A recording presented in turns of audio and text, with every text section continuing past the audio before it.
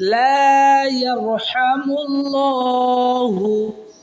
মান লা ইয়ারহামুন নাস।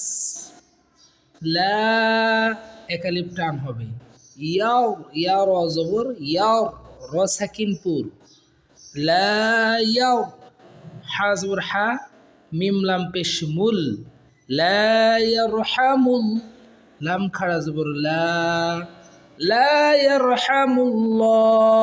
এখানে আল্লাহ শব্দ পুর হওয়ার কারণে লাকে ল বলতে হবে। হা পেশ হু, লা ইয়ারহামুল্লাহু।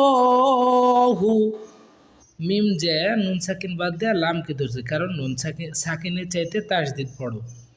মাল লাম আলিফ জবর লা, মাল্লা ইয়া র জবর ইয়াও র সাকিন পুর, মাল্লা ইয়াও হা জবর হা মিম নুন পেশ মুন ওয়াজিব গুন্না, মাল্লা ইয়ারহামুন নুন আলিফ জবর না সিন জবর সা অক্ফ করলে নাস,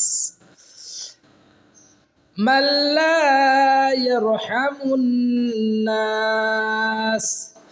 10 নম্বর হাদিস শরীফ, লা ইয়ারহামুল্লাহু মান লা ইয়ারহামুন নাস।